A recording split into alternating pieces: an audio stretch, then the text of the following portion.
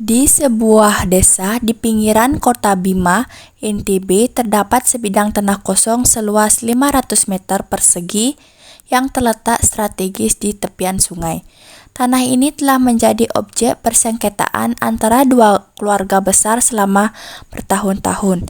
Keluarga Ibu Nia mengklaim tanah tersebut adalah warisan turun-temurun dari kakek buyut mereka yang tidak pernah bersertifikat resmi, hanya berdasarkan surat keterangan dari kepala desa lama dan penguasaan secara turun-temurun. Sementara itu, keluarga Ibu Intan yang kini menempati sebagian kecil tanah tersebut dan mengelola sisanya untuk kebun, mengklaim tanah itu telah mereka beli secara sah dari pihak ketiga puluhan tahun lalu. Meskipun bukti pembeliannya juga berupa akta di bawah tangan dan penguasaan fisik yang berkelanjutan. Ketegangan memuncak ketika Ibu Nia berencana membangun sebuah penginapan kecil di atas tanah tersebut yang langsung ditentang keras oleh Ibu Intan. Mediasi di tingkat desa gagal dan Ibu Nia akhirnya memutuskan untuk membawa kasus ini ke Pengadilan Negeri Bima. Baik, sidang perkara perdata antara Nia melawan Intan sebagai tergugat saya nyatakan dibuka dan terbuka untuk umum.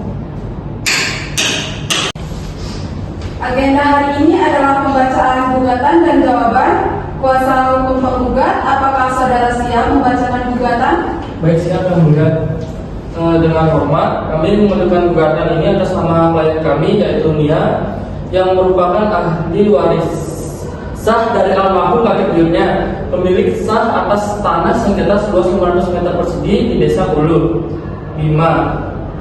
Tanah ini telah dikuasai secara turun-temurun oleh keluarga klien kami. Namun, tergugat telah melakukan perbuatan melawan hukum dengan menguasai dan menggarap sebagian tanah tersebut tanpa hak.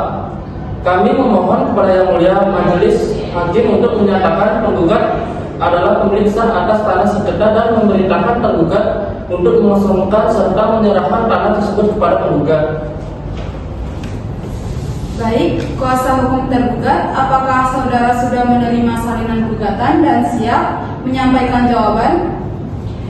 Siap sudah Yang Mulia. Kami menolak 10 kali gugatan penggugat kecuali yang kami akui secara tegas.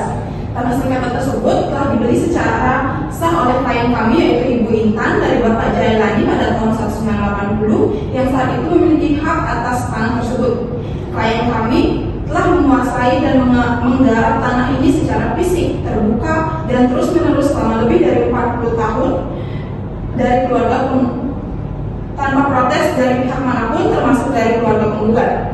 Oleh karena itu kami memohon kepada Yang Mulia Majelis Hakim untuk menolak gugatan penggugat secara seluruhnya atau setidak-tidaknya menyatakan gugatan tidak dapat diterima.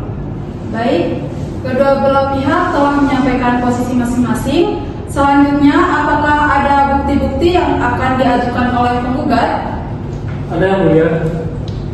Kami akan mengajukan bukti surat berupa surat keterangan penguasa tanah dari kepala desa terdahulu, serta akan menghadirkan saksi-saksi yang mengetahui riwayat kepemilikan tanah ini secara turun-temurun.